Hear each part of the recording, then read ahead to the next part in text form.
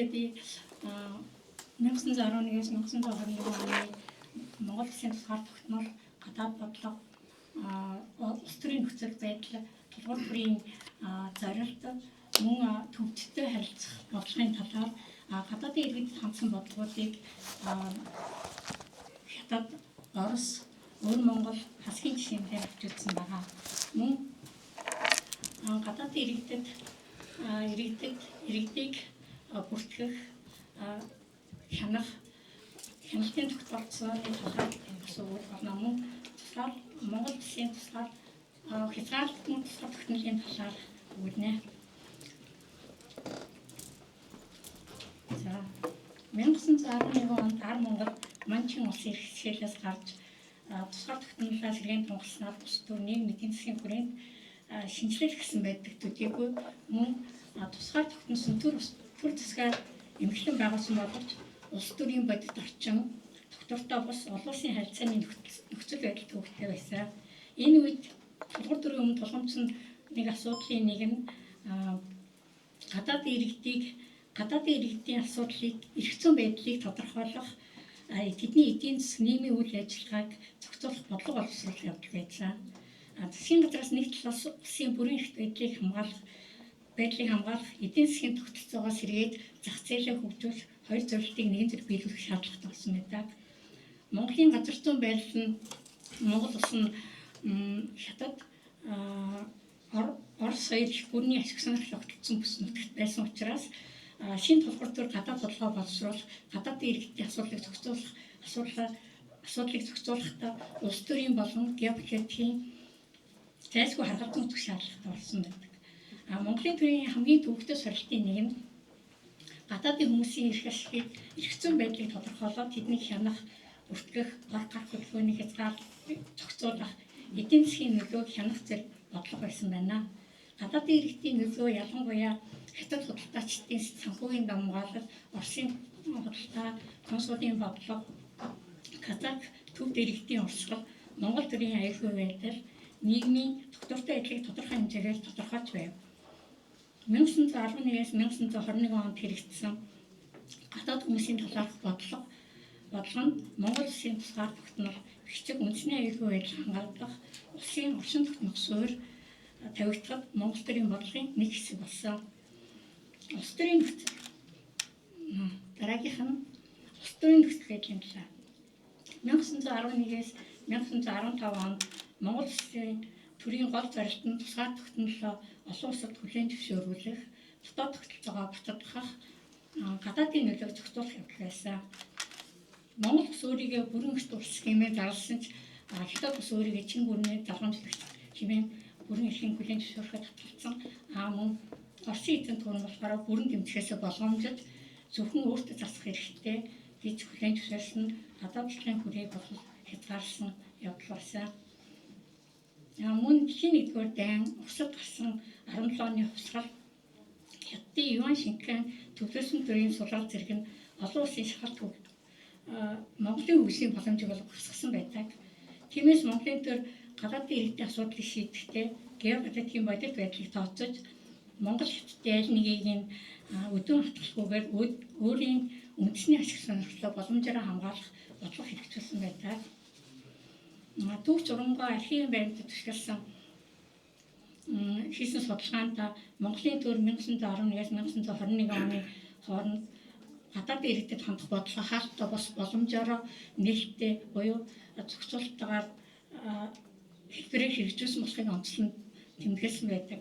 Мөн нийслэл хүрээмдэх гадаадынхын хэмээх өгүүлдэ Монгол Улсын эдийн засагт гадаадын худалдаачид мэргэжилтнүүд тодорхой байр суурь хийж байсан бөгөөд тэднийг төр засаг хориглоогүй тэднэрийг бол харин хяналттай зах зээлд оролцуулах бодлого баримтлсан гэж тэмдэглэсэн байдаг. Төвчтэй харилцах бодлого. Монгол төвдийн харилцаа эртнээс уламжлан ирсэн шашин соёлын нэгдэл тулгуурсан бөгөөд Гогц Задамдан нутагтын шашны эрх мэдэл төвдийн далайн ламын институттай холбоотой байсан байдаг. Мөн хүрээнд олон тооны төв ламнар бол оршин сууж ирсэн байдаг. 1913 оны Монгол төвдийн гэрээнд хоёр улс нэг нэгнийхээ тусгаар тогтнолыг хүлээн зөвшөөрсөн түүхэн гэрээ бөгөөд Монгол Улсын анхны бодит дипломат амжилт хэмээн судлаачид үнэлдэг. Энэ гэрээ байгуулснаар төвдийн лам нар худалдаачид мөргөлчид Монголд бол шалгаж орчих хэрэгтэй болсон. Харин төвдийн иргэдийг бол гадаадын иргэн гэсэн статуст англилт бас шашин нэгт, соёл нэгт холбоотон хэмээн тусгай статустай болгосон байдаг. Төвдтэй харилцах бодлого нь Монголын төрийн гадаад харилцааны нэг хэсэг бус үндэсний аюулгүй байдлын батлан далтын нэг хэлбэр болж ирсэн.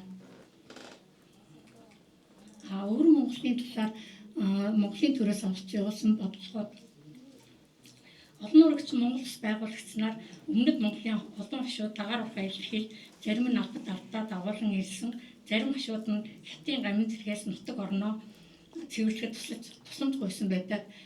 Судлаач Ламжийн тооцоогоор 75 мянган өвөр Монгол ар Монгол хүрэлцэн гэсэн мэдээ байдаг.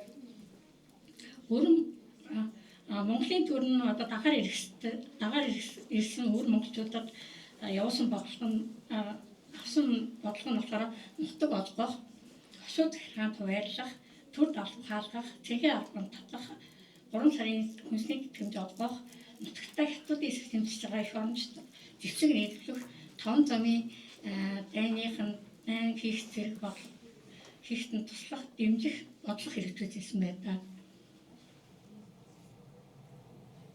Мөн 1915 оны та мэдж байгаа та 3 улсын гэрээний дараа Монгол Улсын ихэнх өвөр Монголын ихэнх нутгийг бол буцаа өгөх болсон явдал нь бол манай нөгөө Монгол Улсын үндэсний нэгдлийн бодлогыг томоохон цогцолтонд оруулсан.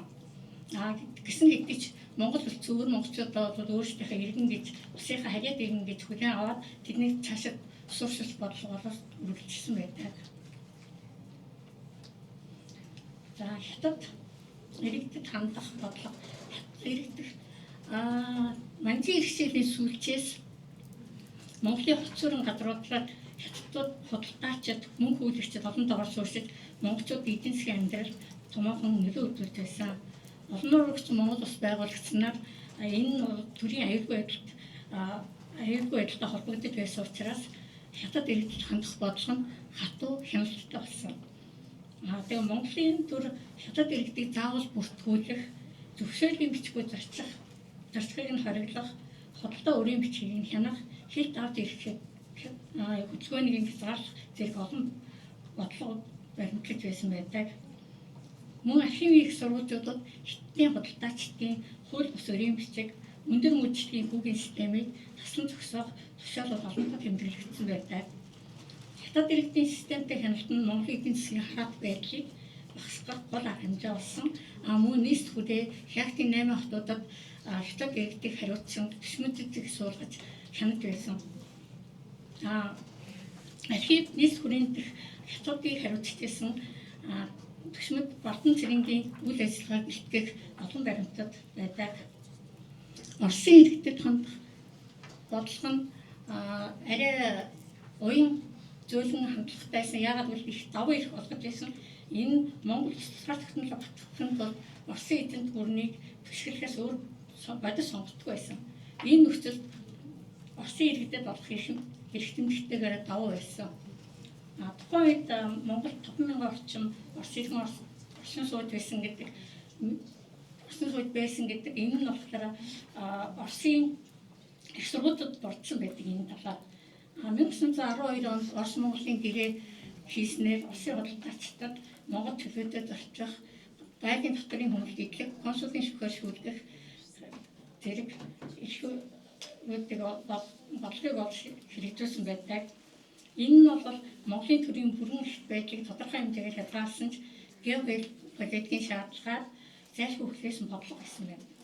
Ингэснээр Оросын худалдаа 1911-ээс 17 оны хооронд худалдаа эрс өсөж Монголын эдийн засгийг Оросоос хамааралтай болгосон ч улс төрийн оролцооны зам нь нээсэн хэмээн төвшөлт өгнөдөг байна. Хасаг нарын тухайд Шинжээний казакууд манжийн төрийн дарамтаас зугатаж Монголд 19-аас 20-р зууны ихэр олноос сурч болсон. Улмаар тэд Богд хаанд хандан нутаглах газар өссөн байдаг. Монголын засгийн газар тэднийг дагаалга болсон иргэн хэмээн үзэж суурьшлийн нутаг болгож мал аж ахуй эрх боломжийг нь баталгаажуулах зэрэгээр тэднийг Монголын харьяанд хүлээн авч ирсэн. Засаг нарыг хүлээн авсан шалтгаан нь бол баруун хязгаарын түвшин байдал аюулгүй байдлыг харгалзан үзсэн бололтой. Гадаадын иргэдийн хөдөлгөөн бүтээл хяналтын тогтолцоо олон урагц Монгол улсад гадаад хүмүүсийг хянан бүртгэх тогтолцоо анх удаа институтын түвшинд бий болж гадаад хэргийн яам, хязгаарын захиргаа, консулын харилцаа мэдээлэл харилцан солилцож гадаадын иргэдийг хянаж байсан байдаг. Мөн хил нэвтрэх төвшөөлийн бичиг, зам явах бичиг, тэмдэгт бичиг зэрэг баримтууд олгогдсон энэ орчин үеийн хил цагаачлалын системийн суурь гэсэн гэж үздэг.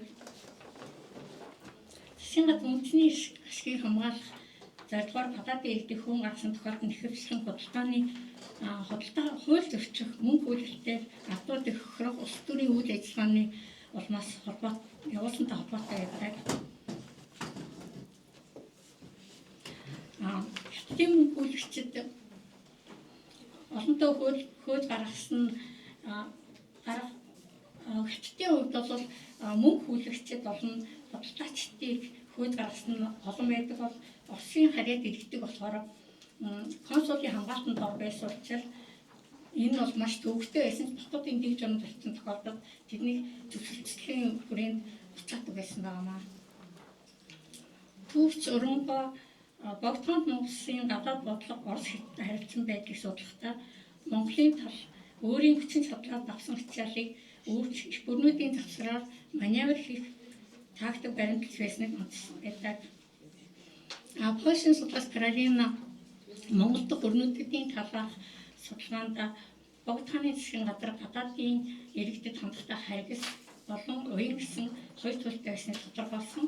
Монголын тал нь гадаадын иргэдэд дамжуулан орчин үеийн тогтолцоо хэвчэн харилцаа бий бол оролдож байсныг бас тэмдэглэсэн байдаг.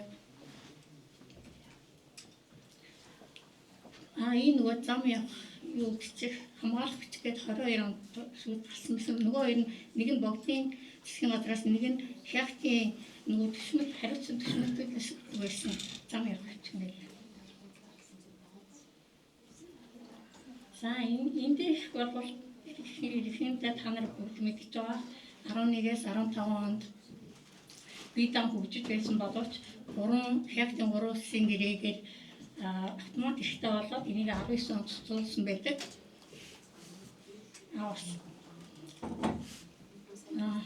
Оросын геополитикийн нөлөө Хятадын тогтмолтой шахалт олон улсын төрийн докторгүй байдал нь Монгол улсын гадаад бодлогыг хязгаарлагдмал болох шалтгаан болсон байдаг. Гэсэн хэдий ч төр гадаадын иргэдийг хянах хөдөлгөөнийг хянах үндэсний нэгдэл эдийн засгийн бие даасан байдал хил хамгаалах тогтолцоог бүрдүүлэхэд чухал алхмыг хийж чадсан орчин үеийн төрийн тогтолцооны суурь болсон юм аа. Дүгнэлт Монгол гадаадын хүмүүсийн талаар бодлого нь тусгаар тогтмол үндэсний аюулгүй байдал эдийн засгийн бие даасан байдлыг хангах стратегийн гол хүчин зүйл болсон. Ялбартай бодлогын хувьд түрүүн бид дурдсан байгаа Оросууд геополитикийн хувьд геополитикийн хүчин зүйлээс даваа их болгосон худалдаа байгалийн татварыг хөнгөлөх байсан. Энэ үр дүнд тусгаар тогтнолоо хамгаалсан эдийн засгийн хувьд бол харах байдлыг үүсгэсэн байдаг. Хятад улсын тусгаар тогтнолд аюулгүй учрууд байснаас тэдний худлаач иргэдэд хяналт тавих дотор ногдуулж ирсэн. Энэний үр дүнд эдийн засгийн нөлөөг нь бол бууруулж аюулгүй байдлаа хамгаалж чадсан байна. Өөр Монгол төв тэдний гадаад иргэн гэхээсээ илүү нэгдүгээр Монголын нэг хэсэг гэж үзсэн. Төвчтэй шашны холбоогоо хөгжүүлж авсан. Үр дүн нь үндэсний нэгдэл технологи амжилт болсон байдаг.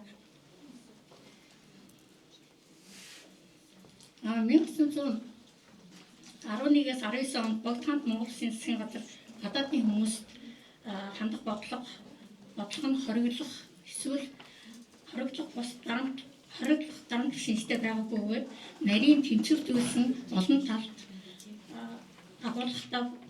агуулгатай байсан байдаг. Төрийн